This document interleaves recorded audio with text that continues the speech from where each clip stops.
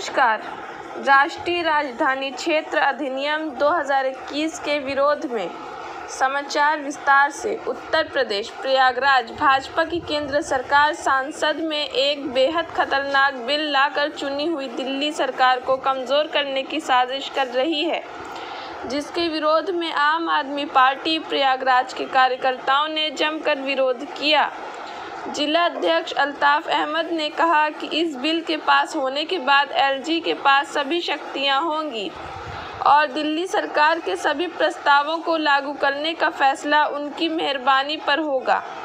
दिल्ली विधानसभा में मिली करारी हार, एमसीडी उपचुनाव में 0 सीट मिलने और दिल्ली से लेकर गुजरात तक जिस तरह से आम आदमी पार्टी की लोकप्रियता बढ़ी है और जन समर्थन बढ़ रहा है, उससे भाजपा परेशान है और बौखला सी गई है। इसलिए भारतीय जनता पार्टी एक बार पुनः दिल्ली में षड्यंत्र कर चोर दरवाजे से संविधान पीठ के फैसले को पलटते हुए दिल्ली की चुनी हुई सरकार को कमजोर करने और दिल्ली में विकास कार्य ठप करने के षड्यंत्र में आगे बढ़ चुकी है। संसद के अंदर जो संशोधन बिल प्रस्तुत किया गया है, वह साफ साफ इस बात को दिखा रहा है कि भारतीय जनता पार्टी की मंशा क्या है। वहीं आम नेता जिले के महासचिव सर्वेश यादव ने कहा, जिस तरह से केंद्र सरकार अलोकतांत्रिक तरीके से चोर दरवाजे से दिल्ली को पुनः नियंत्रित करने की तरफ बढ़ रही है, इससे लोकतंत्र की मूल भावना ही खतरे में नजर आती है। अतः इस पर तत्काल हस्तक्षेप करें और संविधान की रक्षा करें।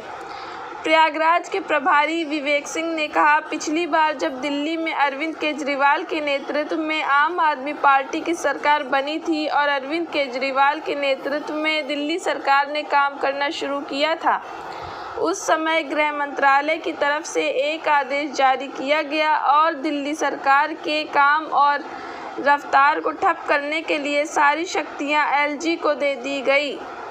दिल्ली सरकार की सभी फाइलें एलजी के जरिए केंद्र सरकार ने एलजी हाउस में मंगाकर स्टोर करा लिया। शुंगलू कमेटी बनाई गई, लंबे समय तक फाइलों पर बैठकर काम को ठप किया गया। अब एक बार फिर दिल्ली की केंद्र सरकार दिल्ली के विकास में रोड़ा बनने का काम कर रही है।